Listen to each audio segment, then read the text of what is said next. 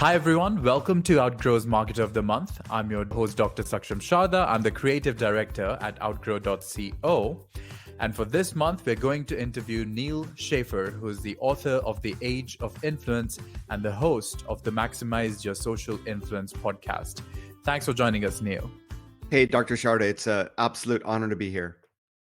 Brilliant. So we're going to start with a rapid fire round just to break the ice. You get 3 passes. In case you don't want to answer the question, you can just say pass. But try to keep your answers to one word or one sentence only, okay? I'll try my best. All right. So the first one is, how long does it take you to get ready in the mornings? 15 minutes. Okay. Most embarrassing moment of your life? Pass. How many hours of sleep can you survive on? 6. Fill in the blank. An upcoming marketing trend is blank. Meme marketing. The city in which the best kiss of your life happened. I'm sorry, the city in which the best case of my life? Yes, kiss. Oh, the best kiss of my life. Yeah. Kobe, Japan. Okay. Pick one, Mark Zuckerberg or Jack Dorsey. Jack Dorsey. The first movie that comes to your mind when I say the word ambition. Pass. When did you last cry and why? Pass. The biggest mistake of your career. Not launching earlier. How do you relax? Listen to music. How many cups of coffee do you drink per day? 6. A habit of yours that you really hate. Games. The most valuable skill you've learned in life. How to build relationships with people. And finally, your favorite Netflix show. Oh, well, it's actually Amazon Prime, but I'm going to say Vikings. Hopefully that counts. Okay, fair. So, well, that's the end of the rapid fire round. You used up all 3 of your passes, so we're going to give you a 7 on 10, but it's okay. It's a 10 on 10, really. But okay, so now let's go on to the bigger questions. The first one is, and you can obviously take as much time as you want to respond to these, okay? What was one of the most surprising things you learned while writing your book, The Age of Influence? How has your journey as an author been like?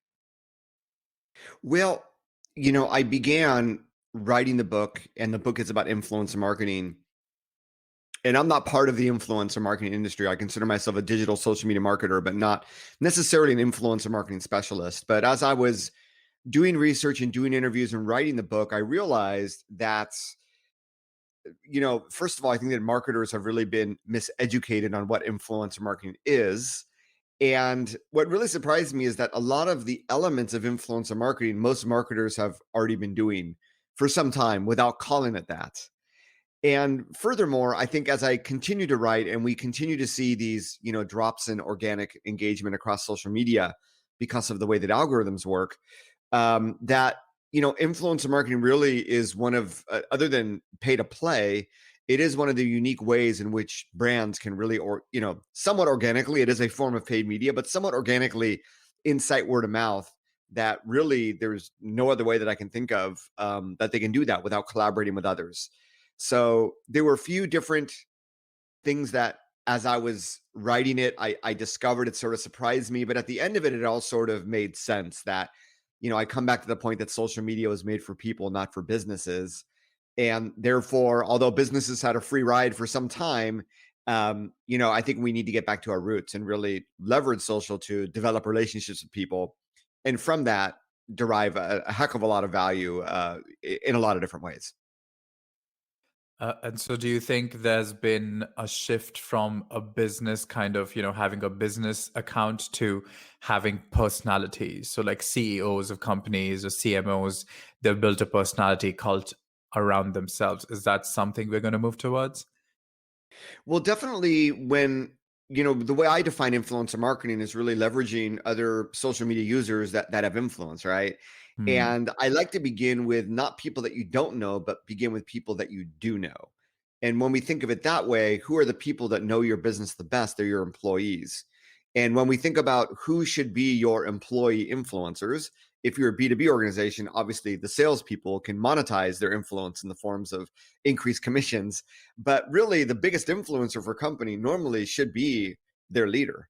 And it wouldn't surprise me if we see more companies really realizing that and having their leader become more of a persona, more of a quote unquote influencer for their company. I think it's just a natural extension of everything we're seeing. And what do you think is the risk associated with that? Because, when someone puts their personal profile out there as an advocate for a company, if they get canceled or if, they say something that they shouldn't have said, how does one handle that? Yeah, so I think that there's a lot of common sense that goes into this.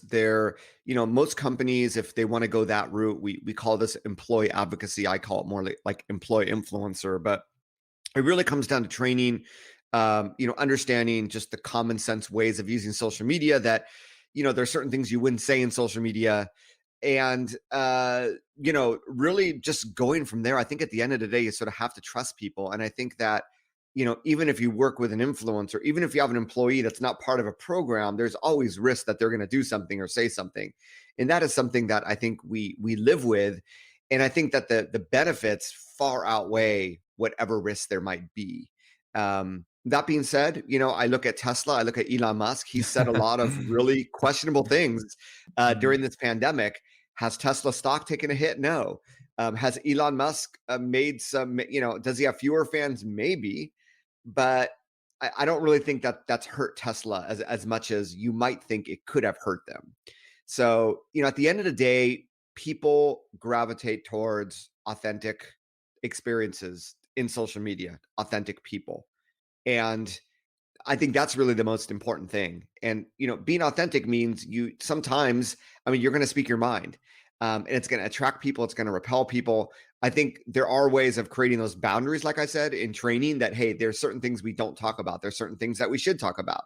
That would be the role of, I don't know, public relations, corporate communications, and they should be part of this program, right? I don't think that, we don't want rogue people saying bad things about our brand. But I also think that we're way beyond that. People have their own personal brands. People understand that everybody's looking at them, that even if they want to change jobs, their future employers are looking at them.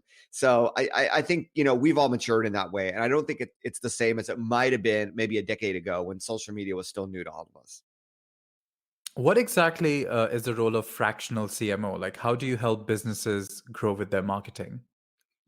Yeah, so I launched my business as a consultancy, and I had a particular client that said, love to implement everything you said, and we don't have the resources. Would you work with us on an agency business model? So I did that, right? So I've seen both the consultant and the agency, and then I had a particular client that was based locally here in Orange County, California, that said, we want your help, but it's less about this black box, agency project or black box consultant project. We want to have your ongoing help to help change our culture, to help train our employees, to help us create a strategy over the long term, and to really work together with us.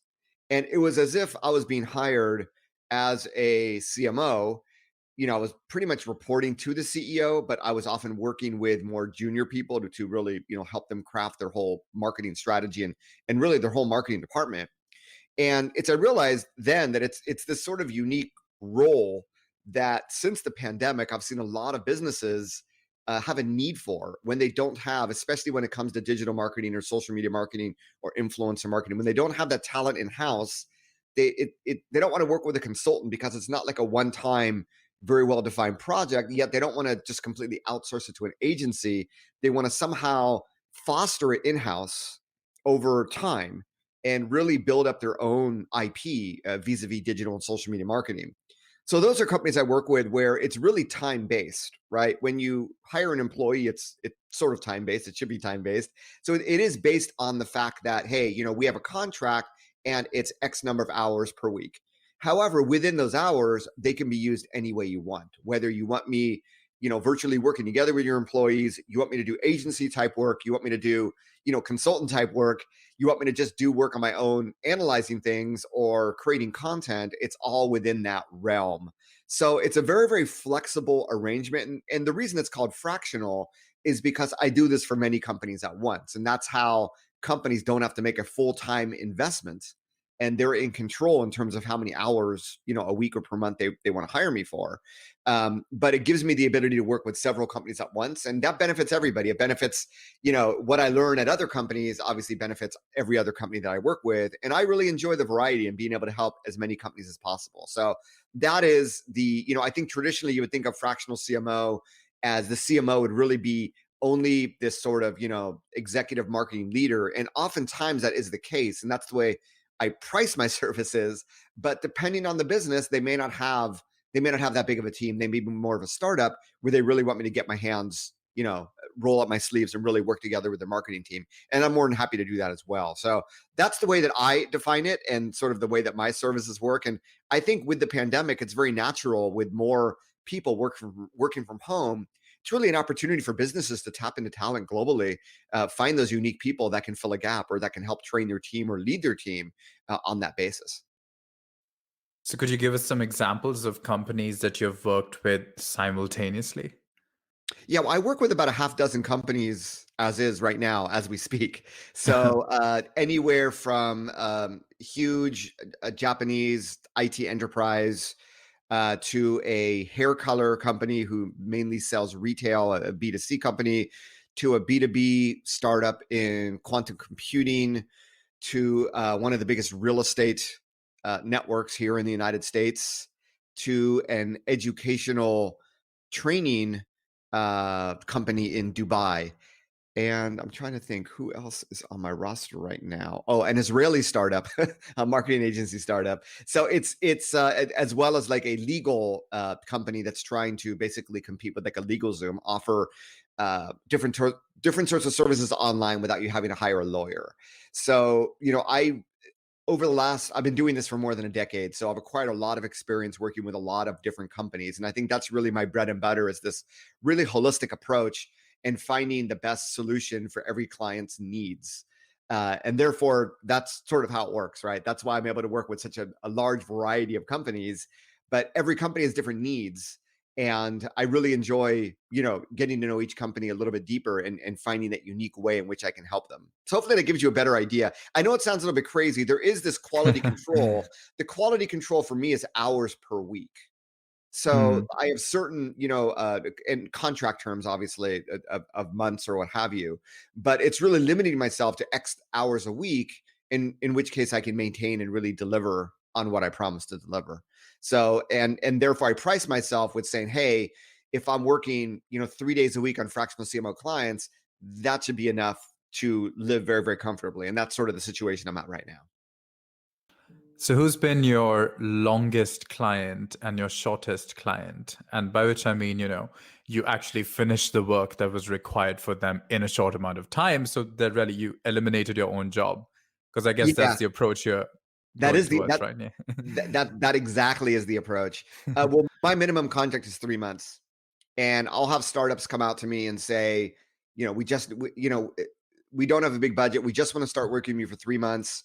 And I've been able to provide, extreme value for those 3 months, where it's like, okay, we don't have any more questions. We know what we need to do, and maybe in the future we'll reach back out to you. So that's been the shortest. And like I said, if you're successful, then that's what happens. And there's no ego or anything involved. I'm happy to help. I'm happy to have served them for those 3 months to get them, to help them cross the chasm, right? I have other clients who I've worked with for years. I think we're on 3 or 4 years right now, that really keep me along as a part-time, CMO, part-time marketing director, because the market's always changing, and audiences are changing, digital platforms are changing, and they realize that, and they don't want to hire someone full-time. They feel really comfortable with our arrangement. They see the ROI, and they want to keep me going. So, and then we have everything in between. Interesting. And do you think this is, I don't know, I'm like, it is consultancy, but is it also a symptom of the gig economy? Like everything is becoming a part of the gig economy. So you do gigs for them, and eventually you eliminate your own job. Yeah, that's a really interesting question. So, I think that with the work that I do, no one is going to hire me unless there's some sort of trust. There's some sort of Hmm. like, no, and trust, right? And, when I think of the gig economy, I think of Fiverr. I think of, relatively, although some of the jobs are pretty high value, we generally think of them as being low value. I think it's less of the gig economy and more of there are a lot of people who, I'm an ex-corporate. I worked in corporate for a long time. And then I was able to work my own way as a consultant. So there are a lot more people that want a lot more flexibility. They have tremendous experience and tremendous know-how, but they just want a lot more flexibility in terms of how they live, how they spend their time. And to them, lifestyle choice is very, very important. So, and I think that number, I think with every recession, it grows. So I'm a baby Mm. of the 2008 recession. That was when I had my last corporate job. And that started me, November 2008 was really what started me on this whole journey. And I think there are others that also 2008 was when they started. And perhaps with the pandemic, we'll see 2020 as a time when others start. So I think that, there are a lot more people out there doing this. And I think the whole work from home, um, you know, the fact that you can try to hire someone, but at the end of the day, what I found is when I go to hire people and I hire people for projects or for specific things, it's really hard with digital and with social to find someone that does everything. They have their strengths, they have their weaknesses. And therefore, I find approach that works much better is to find people with unique skill sets that can do one thing and they do it really well. Right. So I wouldn't hire, and once again, if you're like at the enterprise level and you have a whole team of marketers is one thing, but I don't think you're going to hire someone that's both going to do your strategy and do your copywriting and do your SEO and do your video editing. It's really hard to find someone that does all of that. So I think, maybe this is also product when I think of marketing is that it's become a lot more complex. It moves very fast. There are a lot of executives who probably still don't really understand how TikTok works, for instance, because it's just come really, really quickly. And I think that's really, the challenge that a lot of companies have. They can wait for this digital transformation to somehow happen, or they can accelerate it either by finding someone full time. And I think another thing that's happening here is right before the pandemic, at least in the United States, our unemployment rate was really, really low.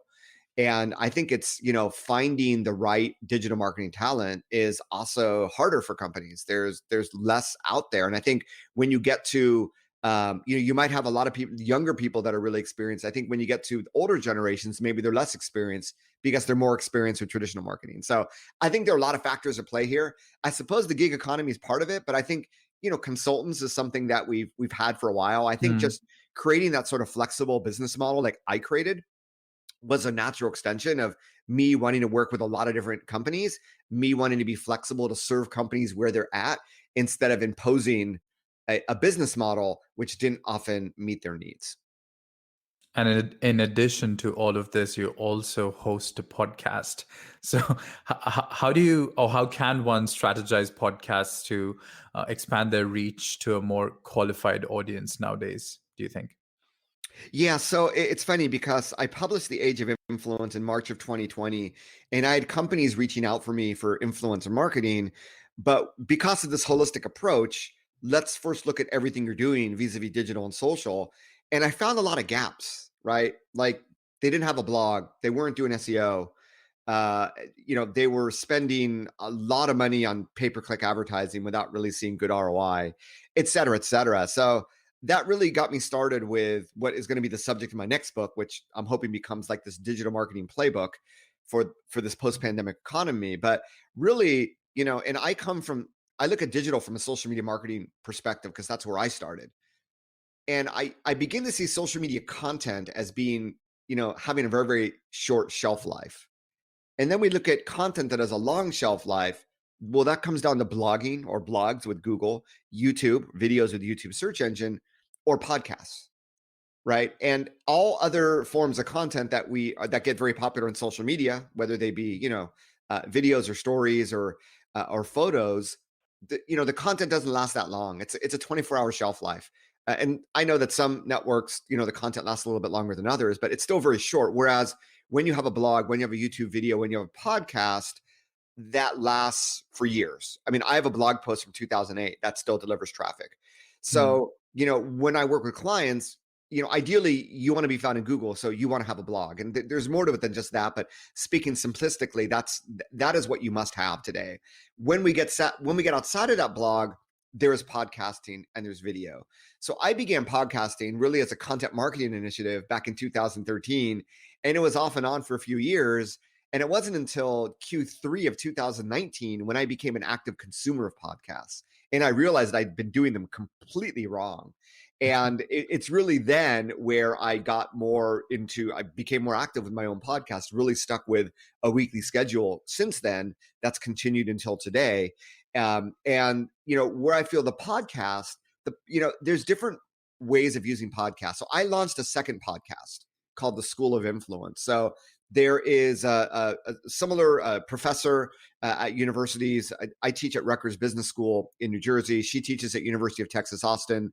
And she also wrote a book on influencer marketing called The Influencer Code. So we got to know each other and we got to collaborate. And she didn't have a blog. She didn't want to do a YouTube channel. I'm like, well, we should do a podcast because it's going to help you build a platform.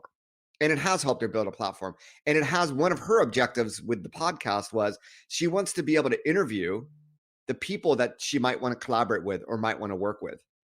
And podcasts are really funny because when you invite someone to a podcast, a lot of people, they want to be on a podcast. They want to be featured, right? And I don't know any other medium where that might be the case. In fact, I don't know any other medium where podcasting is the mainstream for podcasts is this interview format. There aren't a lot of blogs that are just interviews. There aren't a lot of YouTube shows that are just interviews, but I'd say more than half of podcasts, especially in the marketing realm, really are interview based. So for companies now that want to tap into, this Israeli client of mine, they're tapping into influencers by interviewing them in their podcast. That's top of the funnel for them, right? Reach out to them, develop a relationship with them, and maybe they'll become a contractor for them. Maybe they'll refer a client. Maybe they'll become a brand ambassador when they begin their referral program. But the podcast begins because now, and I wrote about this in the Age of Influence, when you have a podcast as a business, you begin to get a little bit more influence. It gets a little bit sexier because what does every podcaster want to do? They want to be on other podcasts because they know that is how they can best promote their own podcast, because the people listening to podcasts are obviously listening to other podcasts, right? If you hear stories, and I reached out to Seth Godin. He hasn't been on my podcast, but you hear others that reached out to him right when he was about to publish a new book, in which case he'd say, I'd love to be on your podcast. So when there are influencers that have new books, they have new programs they want to launch, they have a new initiative, they're working on a new company, have a new product, that's a great time where they really want to promote what they do. So I think for businesses, that's really the ROI for podcasts. But above and beyond that, just to get back to your original question, the podcast really helps build this intimate relationship. And it's sort of like, when you look at a competitor's feeds in social media, you might see the likes, and comments. You don't see the clicks. And podcasting is sort of similar. It's really hard to gauge sort of the ROI until you have a call to action, until you give them something special that says, hey, at the end of the episode, or maybe you have a dynamic, insertion of content. Hey, make sure you go here to get this. So I experienced this recently when I launched a membership community called Digital First. And I had a number of people, a good portion of people that ended up signing up for that came from my podcast. And I'd never talked to these people before. They were on my email list, but we never had a conversation in social. They never sort of, emailed me and, gave me feedback on my podcast, but they signed up for my membership. And that really, to me, validated that it's sort of this silent audience that's plugged into you, that with the right call to action, you can then sort of vet, well, what is that value? And any business listening, I would urge you to really consider the podcast. I think that, YouTube, like I said, is not so much for interview. I think that YouTube also, there's 1 million podcasts versus 30 million YouTube channels. I think YouTube has tremendous potential. And I'm actually, as we speak, investing more time in YouTube. But a podcast to me is just a no-brainer way to get to know your influencers in your industry. You can interview customers, you can interview employees. I think, what I'm finding as I'm writing this new book, similar to how I had all these, eye-opening moments with influencer marketing, is that digital marketing really comes down to relationships, in whether it's, SEO or email or social or all of this. And podcasting is one of the most effective ways It's a little bit of investment of time, but it really is an effective way to help you build those relationships. And that is golden. And what advice would you have then for businesses that are just starting out, in the post-COVID economy? And how do they go about like choosing A, influencers, and B, the best SEO strategy? Like is there a particular platform that you'd like to recommend for where one can get influencers, or do you just want to stick to what you said earlier that we should start with people we know already instead of looking for people we don't know? Yeah, were you talking about influencers vis-a-vis Yes, people to reach out influencers. to Yeah. for your podcast? Hmm. Okay. Well, influencer on the one hand, influencer marketing in general, but also on the other hand, well, you already explained podcast, so let's just do the influencer bit. Yeah. Yeah. So, I think, and it really obviously depends on the industry and what have you. Um, the whole reason why I talk about this notion of like influencer marketing with people that have brand affinity is that the influencer marketing industry over time has widened the pie in terms of the definition of who is an influencer. So, it is a money-driven industry, obviously. And when you only have a few influencers, there's not enough supply, right? And prices are really high. So that's when you begin with the celebrities and then you work your way down to like macro influencers. And then at some point they called them micro influencers. I don't think there's anything micro about them, but maybe they had like 50 to 500,000 followers. And over time, and I know people that work at some of these influencer marketing technology platforms, they would lower that to like 10,000, right? So as demand increases and as prices go up, they need to increase supply.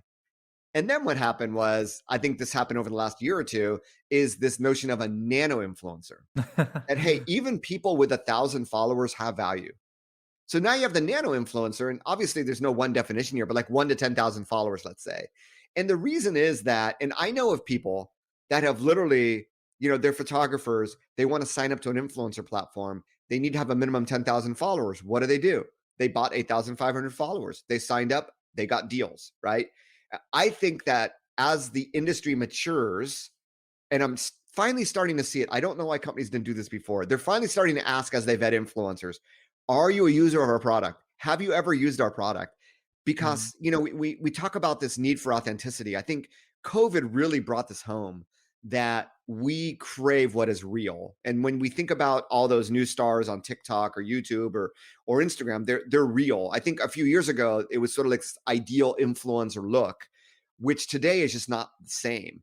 And if brands want to do well working with influencers, why wouldn't you work with someone that already knows, likes, and trusts you, that already is a user of your product? When you work with someone that isn't, it comes across in the content, right? It's not as authentic. It's probably not going to be as good as someone, even though they have less followers. And here's the thing, people with less followers, there's also less chance of fraud. There's less chance that they bought the followers. There's less chance they're buying engagement because they never played the game to begin with, right? And you begin now, this is sort of another thing that's another trend that's happened since I published the book, is you begin to look at influencers not just for content amplification, but for actual content creation. And I Mm. noticed this when I mentioned that first company that I work with as an agency. So many years ago, the first influencer marketing campaign that I helped with was for mommy bloggers. And I found that the creatives they were creating, the images they were creating, far, far exceeded what this company's own department was creating in terms of imagery, right? So you begin to tap into influencers for their creative skills, for photo, for video, for writing. And you may not even need that amplification. I mean, the amplification may come, but even just leveraging their content for your ads, for your organic social media, for UGC, in your shopping cart, on your website. I mean, all the data shows that this sort of user generated content, and imagine when it comes from your customers, right? That content just performs well everywhere across marketing. So now instead of paying influencers to post something for us, why don't we pay our fans to help create content for us? And that's been a shift that we've seen over the last year. And we've seen a shift of more and more brands saying, I don't want to use influencer marketplaces. I want to create my own army of influencers internal from my customer base. And let's reach out to people that have 1,000 followers, 2,000 followers. So I begin, and that's why, with more and more confidence, because there's just more and more nano influencers out there. There's more of us. And with every generation that's more active in social, they have more and more followers. So that's where I begin. Your followers, your customers. If you are an e-commerce company and if you're on Shopify, there are tools like Get Caro or Get CARRO.com, which literally they integrate with your Instagram. They'll pull in your Instagram followers. They'll pull in your email database. They'll pull in your Shopify shopping cart history, and they will expose to you the influencers that already know, like, and trust you. And with this hair color company that I work with, when we use their tool, we found there were verified Instagram influencers with 6-figure followers that were already their customers, right? But we never knew that, and therefore we never began a conversation with them to see where that might go. So when you tap into people that already know you, that's the value. You don't need to sell them, right? And you begin to build this deeper relationship because they know you and they use your product. You might get really invaluable feedback, right? They might be able to help you with your social media. I mean, there's so many benefits that companies can have above and beyond just, hey, here's a $50 Amazon gift card. Please, take this picture and promote it. So I absolutely would start with that. Followers, customers, partners, distributors, employees. I think that's where I'd start. And if you exhaust that, sure. Or if you're a startup, you don't have that, you need to somehow incite word of mouth. And the best way to do this is by gifting product. Reach out to people. I have, marketing tools companies reach out to me all the time, right? Hey, love it if you try our tool. We'll give you a free month or, whatever it is. Very similar to B2C companies saying, hey, we'll send you this free handbag if you give it a shot, and give us your feedback. And if you love it, we'd love if you post it on social media. It's a similar thing. So, some of this does depend on where you are on your business journey, how big you are, how many customers you have. But I would always start with people that know you, because when you start with people that you've never heard of and they've never heard of you, it tends to be expensive. The content tends not to be as effective. And it turns out to be a one-night stand. And the ROI of influencer marketing is the long-term relationship, is people talking about you and posting content about you when you don't ask them to do it, because you've already converted them into becoming a brand ambassador. So instead of trying to convert influencers into becoming brand ambassadors, start with your own internal, people that like, know, and trust your brand, and convert them into brand ambassadors and start there. That's definitely a fresh perspective into looking at the whole influencer marketing game. So the last question is, so what is your next book going to be about? Is it going to be about meme marketing? Because you mentioned that's what you think is an upcoming marketing trend. Yeah, well, I think that, and this is from a podcast interview that I recently did, where I realized that I thought, meme marketing was a very, very narrow type of marketing. But I think, and maybe instead of meme marketing, I should have said like remix culture or remix marketing. It's this notion of having something that people are playing upon, responding to through content. You see this on TikTok, obviously, with certain songs and certain dances, and people work off that. And that is, maybe it's a generation thing, but that's huge. But what I'm looking at, though, is this notion of, this concept of influencer marketing being all about relationships. Well, when I look at SEO, I look at relationships as well. I look at relationships with Google, as well as relationships with other websites in terms of backlinking, in terms of obviously relationships with your audience, in terms of the content. When I look at email marketing, I look at relationships. I look at it. You need to build relationships with people. If it's just automated email, when you ask questions, when you ask for engagement in those emails, you begin to develop those relationships. And obviously social media is sort of the same way. So, for me, the pandemic has had a lot of companies reach out to me, and they're basically trying to accelerate their digital transformation, accelerate the things they should have been doing, but they didn't. So for me, it's really this digital first mindset. If we are to think truly digital first about our marketing, what should it look like? And it begins with that. And then it begins with the fact that, well, okay, if you want to be found digitally, or if you want to develop relationships with people digitally, there's only 3 main ways to do that. It's either search or email or social. And when I say search, it includes sort of like podcasts, it includes YouTube's in terms of digital discoverability. But to me, yeah, social is still critical, but that search and email are equally critical today. And I think that these old school things a lot of companies take for granted that continue to generate high ROI, it's time to really mix them together and really create this comprehensive look. And that's where I am. I'm currently, I'm about to release this free, like 5,000 word sort of preview of what that book is going to be about. But that's sort of the direction that I'm looking at going, just really sticking to If it ain't search, it ain't social, it ain't email, what are you going to do? And therefore, if it is, how can you really maximize your opportunities and really, rethink what you can do within each of those spheres in 2021, 2022, not in 2010 or 2015. I'm definitely looking forward to that preview and the book when it comes out. But yeah, that was the last question. And thanks everyone for joining us for this month's episode of Outgrow's Market of the Month. That was Neal Schaffer, who is the author of The Age of Influence and the host of the Maximize Your Social Influence podcast. Thanks for joining us, Neal. Oh, thank you so much. It was an honor. Do check out their website for more details. And we'll see you once again next month with another Marketer of the Month.